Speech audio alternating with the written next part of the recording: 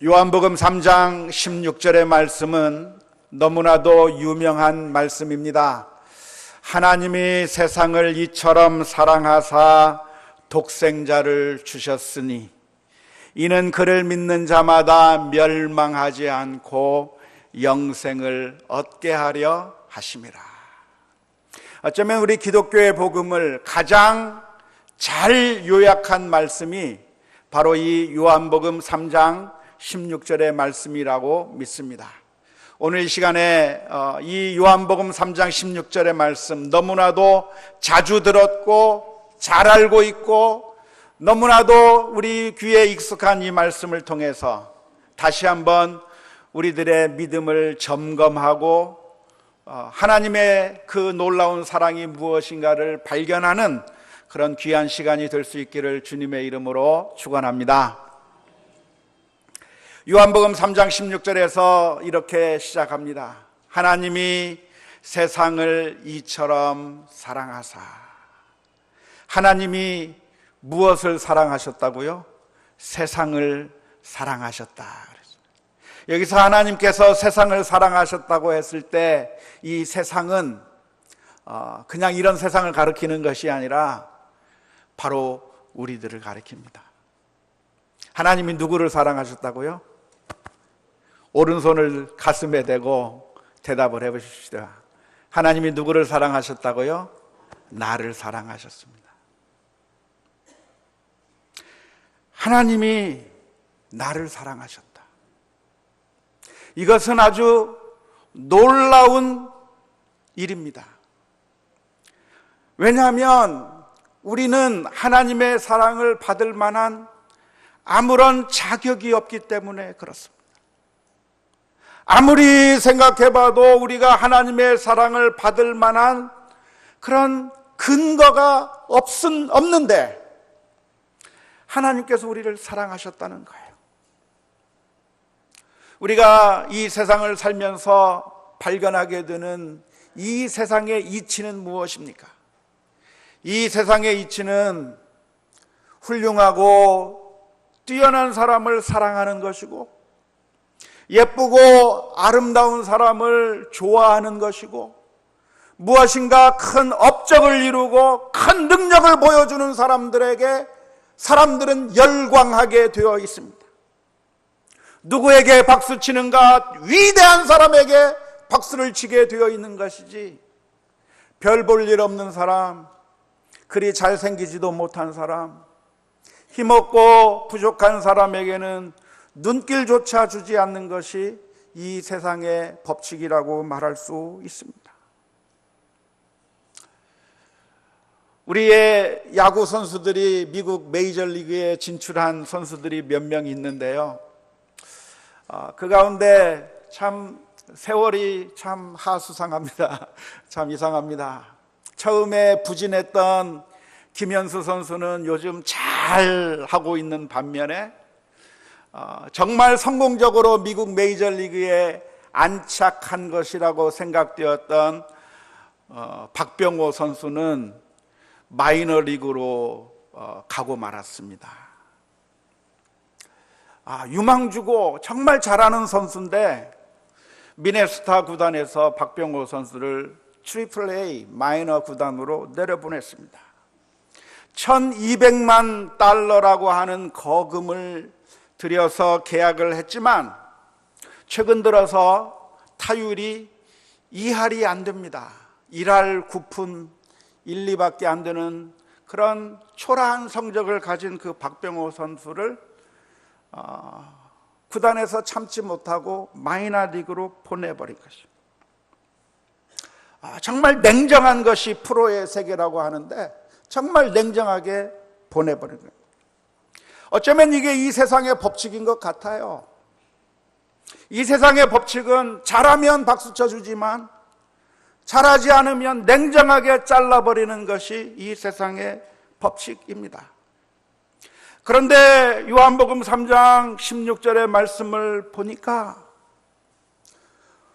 어떻게 기록이 되어 있냐면 만왕의 왕이시고 만유의 주님이신 우리 하나님께서 아무짝에도 쓸모없는 우리를 사랑하셨다. 하나님께서 우리를 사랑하셨는데 우리를 사랑해야 하는 어떤 근거가 있습니까? 없어요. 우리의 인생의 다요일은 2알이 아니라 1알도 못 되는 7푼 인생, 8푼 인생을 살고 있는 우리를 하나님께서 이처럼 사랑하셨다. 하나님께서 우리를 사랑하셨다고 하는 이 놀라운 메시지를 오늘 우리들의 마음 가운데 깊이 간직할 수 있기를 주님의 이름으로 축원합니다. 바로 이러한 점이 성경에서 말하고 있는 참되신 하나님과 이 세상의 가짜 신과의 차이점이라고 말할 수 있습니다. 이 세상의 가짜 신은 어떤 신입니까? 미신에서 말하고 있는 신, 이 세상의 거짓 종교에서 말하고 있는 신은 인간을 사랑하는 신이 아닙니다.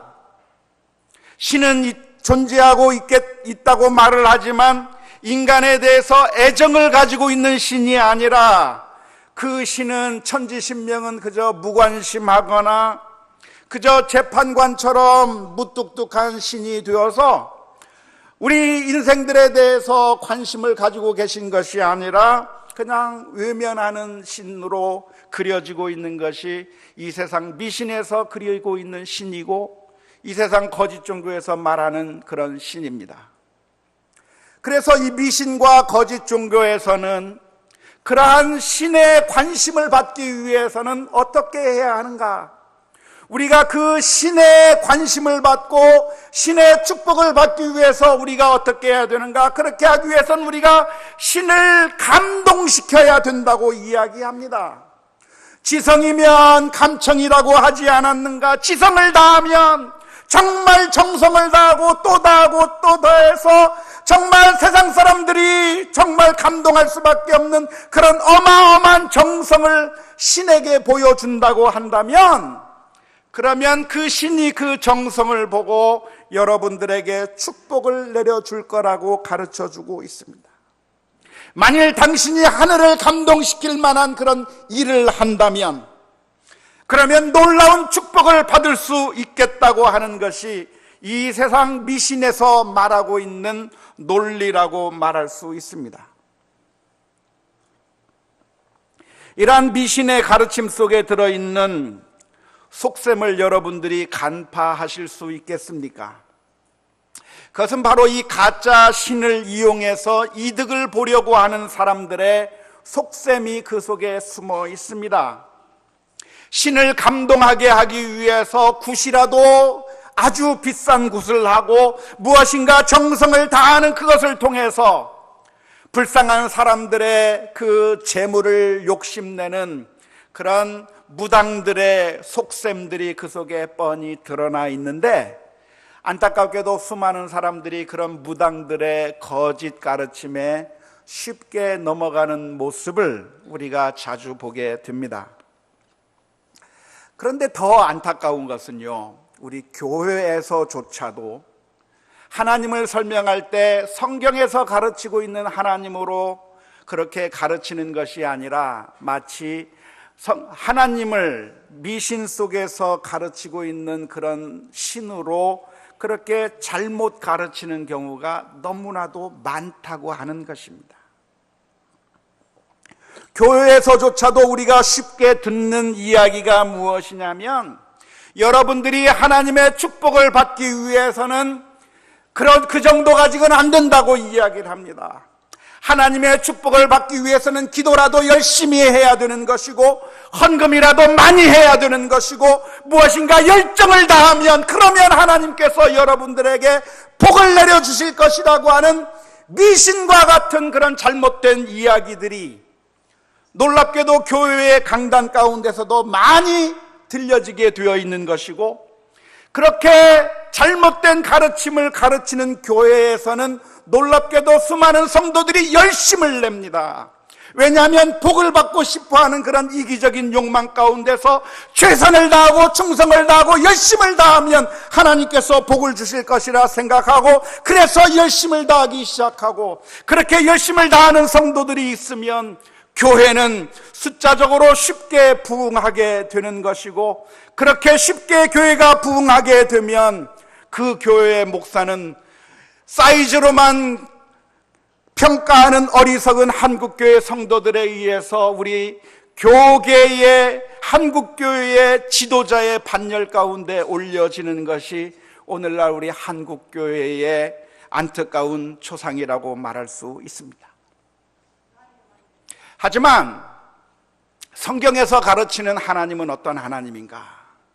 성경에서 가르치는 하나님은 뛰어나고 훌륭한 사람들만 축복하시고 정말 탁월한 사람들만 사랑해 주시는 하나님이 아니라, 하나님은 세상을 이처럼 사랑하시는 하나님, 우리를 사랑하사 그 아들을 십자가에 내어주시기까지, 아버지가 자녀를 사랑하듯이 어머니가 그 사랑하는 자녀를 위해서 무한한 사랑을 쏟아 부어주듯이 우리를 사랑하시는 분이 바로 하나님이라고 하는 사실을 믿을 수 있기를 주님의 이름으로 축원합니다. 그러므로 우리가 신앙생활을 하면서 우리가 바라보아야 될 대상이 있다고 한다면 하나님만을 바라보고 신앙생활해야 합니다. 우리의 신앙생활의 시선은 하나님에게 고정되어 있어야 합니다. 왜냐하면 그 하나님이 우리를 사랑하시기 때문이고, 우리의 소망은 오로지 하나님에게만 있기 때문에 그렇습니다. 만일 우리가 신앙생활 한다고 하면서 하나님을 바라보지 않고 사람을 바라보고 사람에게 소망을 둔다고 한다면, 그러면 우리는 곧 실망하고야 말 것입니다. 사람은 언제나 보이기 때문에 우리는 늘 사람을 바라볼 수밖에 없는 것이 우리들의 한계요, 우리들의 약점이라고 말할 수 있겠지만, 그래서 우리들의 눈앞에 보이는 현실을 보고 눈앞에 보이는 사람을 보고 열광하기도 했다가 또 좌절하기도 했다가, 사람들의 모습을 보고 우리가 변할 때가 너무나도 많이 있지만, 우리는 사람에게 소망을 둘 것이 아니라 우리를 사랑하사 그 아들을 십자가에 내어주신 하나님에게만 소망을 두어야 될 줄로 믿습니다. 아무리 사람이 뛰어나다고 하더라도 그 사람은 사람 자체에 어떤 능력이 있어서가 아니고, 그 사람은 단지 하나님께서 사용하시기 위하여 잠시 사용하는 도구에 불과하기 때문에 그렇습니다. 다윗과 같은 사람은 어떤 사람이었습니까? 다윗은 골리앗을 무찌른 너무나도 위대한 장수였습니다. 하지만 그 다윗을 보면서 우리가 열광해서는 안 되는 것이고, 우리가 다윗을 보면서 다윗에게 소망을 걸면 안 됩니다. 왜냐하면 다윗이라고 하는 인물은 완벽해서 아무런 필요가 없는 너무나도 완벽한 존재가 다윗이 아니고, 우리가 성경을 통해서 알고 있듯이 다윗 자체가 너무나도 연약하고 부족해서 조그만 유혹 가운데 쉽게 무너져 내버리고, 조금만 사탄이 그 마음을 흔들어 놓으면 성적인 죄에 빠져버리게 되는 것이고, 교만한 죄에 빠져버리게 되는 것이고, 너무나도 연약한 모습을 보이는 것이 다윗의 모습이기 때문에 그렇습니다. 다윗은 우리의 소망이 아니라 다윗도 하나님의 은혜가 필요한 연약한 존재일 뿐만 아니라 자신의 죄를 씻기 위해서 십자가에 돌아가신 예수 그리스도의 은혜가 필요한 너무나도 연약한 죄인이 바로 다윗이기 때문에 그렇습니다. 모세도 역시 마찬가지입니다. 이스라엘 민족을 저 광야에서 인도하여 저 젖과 꿀이 흐르는 땅 가나안 땅으로 가던 그 모세라고 하는 위대한 지도자도 애굽 땅에서 10가지 재앙을 일으키고 홍해 바다를 가르고 만나와 메추라기를 먹여 주었던 그 모세에게도 그가 뛰어난 인물이었던 것이 아니라 그 모세는 하나님의 손에 붙들려 사용된 도구에 불과했고, 모세 자신도 하나님의 은혜가 필요했던 연약한 죄인이라고 하는 사실을 우리가 기억할 필요가 있습니다. 그래서 바울 사도는 이렇게 고백을 합니다. 고린도전서 3장 6절과 7절 말씀에 나는 심었고 아볼로는 물을 주었으되 오직 하나님께서 자라나게 하셨나니 그런즉 심는 이나 물 주는 이는 아무것도 아니로되 오직 자라게 하시는 이는 하나님 뿐이니라. 바울 사도는 소아시아를 다니며 저 유럽을 다니며 어마어마한 선교의 업적을 이루어냈지만 내가 한 것이 아니라 하나님께서 자라게 하신 것이고, 우리가 소망을 가져야 될 것은 바울을 바라보면서 소망을 가질 것이 아니라 그 바울을 사용하신 하나님을 바라보아야 한다는 것이 바로 바울 사도의 고백이라고 믿습니다. 오늘 우리들이 바라봐야 될 대상이 누구입니까? 바라봐야 될 대상은 오로지 우리가 온전히 신뢰할 수 있는 하나님만을 우리가 바라보며 믿음으로 살아가는 우리 모두가 다 될 수 있기를 주님의 이름으로 축원합니다. 만일 우리가 신앙생활을 하면서 사람을 바라보고 사람에게 소망을 둔다면 100% 실망하게 되어 있습니다. 100%입니다. 사람은 우리를 만족시켜줄 능력이 없기 때문에 그렇습니다. 따라서 사람을 바라보고 사람에 열광하면 반드시 실패하게 되어 있습니다. 사마리아 수가성에 살던 한 여인이 있었습니다. 그 여인은 남편을 5이나 두었지만 예수님을 만날 그 당시에도 벌써 남편을 여러 번 갈아치워서 지금 현재 살고 있는 남자도 자신의 남편이 아니기에 예수님께서 내 남편을 데려오라고 하는 그 말씀에 나는 남편이 없다고 대답할 수밖에 없었습니다. 사마리아 수가성 여인은 왜 남편을 5번씩이나 바꿔야만 했습니까? 그것은 문제의 핵심이 남편에게 있다고 생각하고 남편을 자꾸 바꾸어 보는데 아무리 바꿔도 만족함이 없기 때문에 그렇습니다. 이 남편과 살아봤는데 이 남편에게는 이게 문제고, 그래서 이 문제를 해결하기 위해서 저 남편과 살아봤는데 저 남편은 저게 문제고, 그것이 없는 다른 남편을 살아봤는데 이번에는 다른 문제가 또 있고, 이 사마리아 수가성 여인은 자신의 문제를 해결해 줄 그 문제의 원인이 어디에 있는가? 남편에게 문제가 있다 생각하고 남편을 바꾸고 또 바꾸는데 그래서 문제가 해결됐는가? 해결이 안 돼요. 왜 그렇습니까? 남편을 만나지 못했다고 하는 것, 좋은 남편을 만나지 못했다고 하는 것이 문제가 아니고, 나의 삶 가운데 갈증이 있는 그 갈증의 이유가 좋은 물을 마시지 못했기 때문에 갈증이 생긴 것이 아니라 진정한 문제는 하나님에게서 떠나 있었다고 하는 것이 문제고, 주님을 만나지 못했다고 하는 것이 문제였던 것을 우리는 압니다. 문제가 어디서 해결됐습니까? 사마리아 수가성 여인은 예수님을 만났을 때 그 마음속 깊은 곳에서부터 기쁨이 넘치고 감격이 넘치고, 남편을 바꾸어서가 아니라 예수 그리스도를 만나고 나의 참된 죄의 문제를 지적하시며 나를 영생의 길로 인도해 주시는 주님을 만나게 될 때 이 사마리아 수가성 여인은 그 자리에서 기쁨으로 감격하며 달려갈 수가 있었습니다. 만일 우리들에게 영적인 갈증이 있다고 한다면 엉뚱한 데서 해결책을 찾지 않을 수 있기를 바랍니다. 돈이 우리의 문제를 해결해 주는 것이 아니고, 남편이 우리의 문제를 해결해 주는 것이 아니고, 정말 좋은 물을 찾는 것이 우리의 문제를 해결해 주는 것이 아니라, 정말 멋있고 좋은 남편을 얻으면 그러면 내 문제가 해결되는 것이 아니라, 참된 해결책은 오로지 주님밖에 없다고 하는 사실을 믿을 수 있기를 주님의 이름으로 축원합니다. 요한복음 4장 14절의 말씀에 내가 주는 물을 마시는 자는 영원히 목마르지 아니하리니 내가 주는 물은 그 속에서 영생하도록 솟아나는 샘물이 되리라.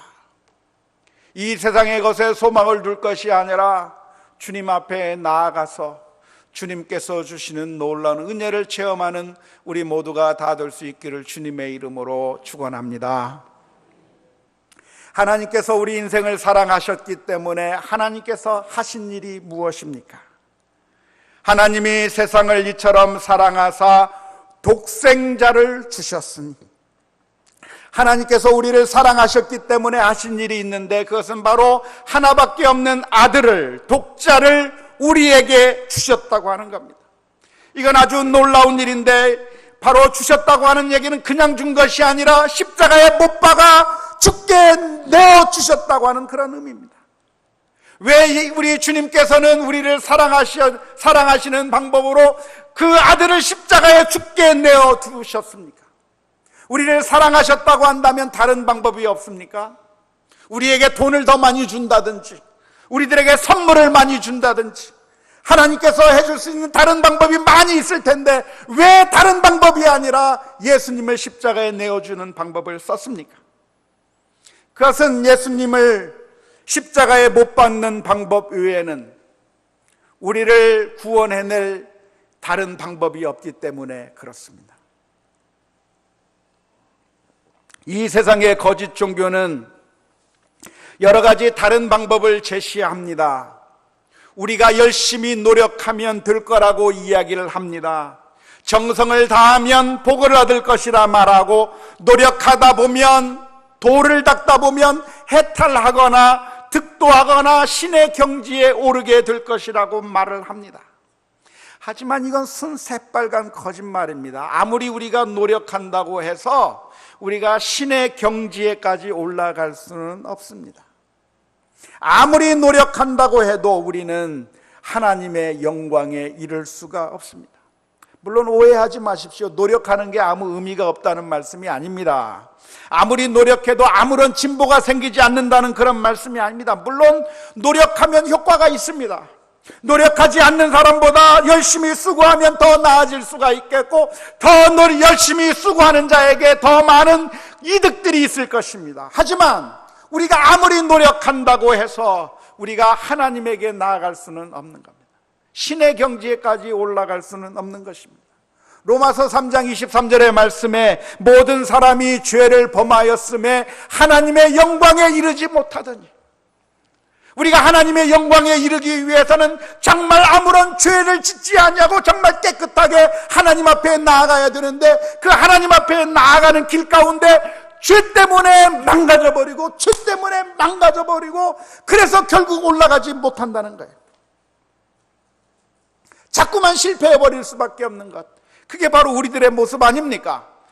우리가 주일 예배를 드리면서 하나님 앞에 엎드려 기도하기는, 하나님, 이제는 하나님의 뜻대로 살겠습니다, 그렇게 결심하고 문을 나서는 그 순간부터 타락하고 죄악에 물든 우리들의 모습.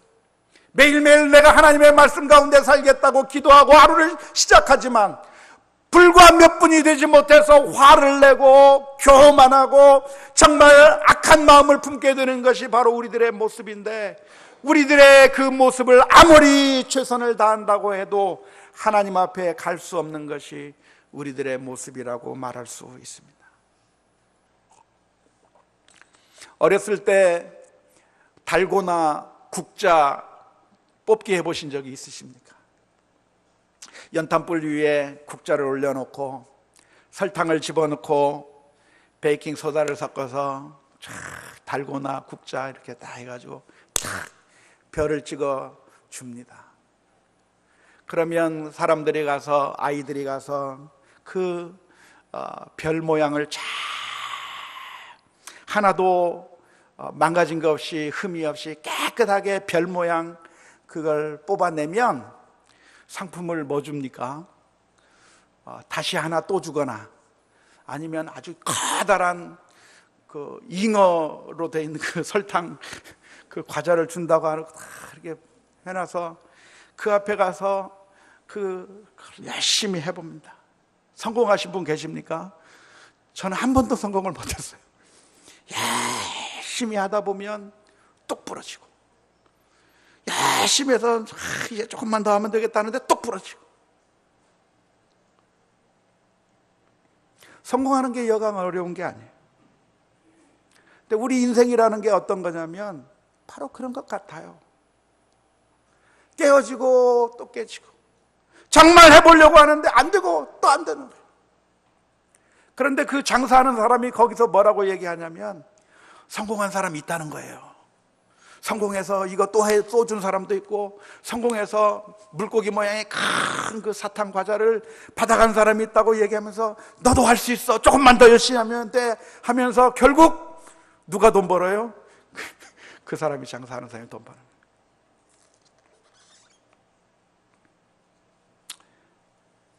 우리가 열심히 해서 완벽해질 수 없기 때문에 하나님께서 하신 일이 있다고 한다면 저 높고 높은 보좌 위에서 낮고 천한 이 땅에 오셔서 내가 죽어야 될 그 자리에 우리 주님께서 십자가를 지셨고 저희를 위해서 피 흘려 주신 것 밖에는, 그리고 예수 그리스도를 영접하여 나의 주 나의 하나님으로 고백하는 것 밖에는 우리에게 소망이 없다고 하는 사실을 믿을 수 있기를 주님의 이름으로 축원합니다.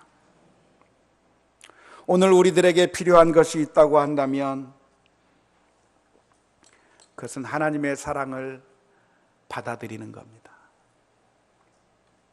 하나님이 세상을 이처럼 사랑하사 독생자를 주셨으니 이는 그를 믿는 자마다, 누구든지 믿기만 하면 멸망하지 않고 영생을 얻게 될 것이라고 말씀하고 있습니다. 하나님의 사랑이 우리들에게 선물로 주어졌는데 그 하나님의 사랑을 우리가 받아들이기만 하면 우리가 놀라운 영생의 축복을 얻는다고 주님께서 말씀해 주셨는데, 그 놀라운 사랑의 축복도 우리가 거부해버리면 그것은 내게 아무런 유익이 없을 것입니다. 아무리 멋진 선물이면 무엇합니까? 내가 그걸 쓰레기처럼 생각해서 받아버리지 않으면 그것은 나에게 아무런 유익이 있을 수가 없습니다.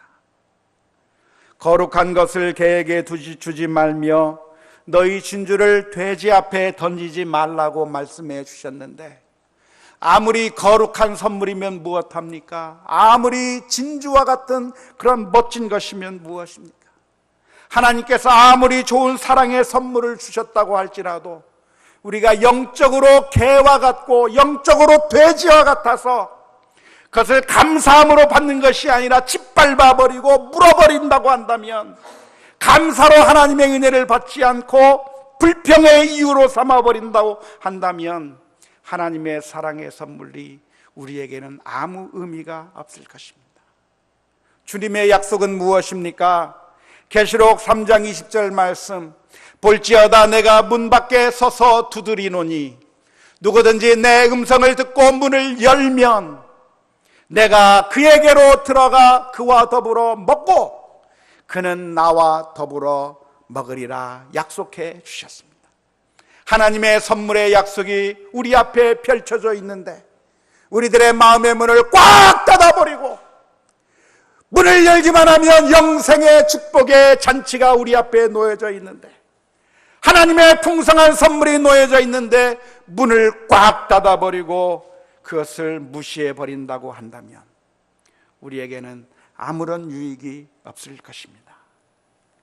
오늘 우리 모든 성도님들 주님을 의지하고 영접하면서 하나님께서 우리를 향해서 주시는 놀라운 사랑의 축복을 마음껏 누리며 참된 안식과 평안을 누리며 축복을 누리는 우리 모든 성도님들 다 될 수 있기를 주님의 이름으로 축원합니다. 우리 함께 같이 찬양하겠습니다.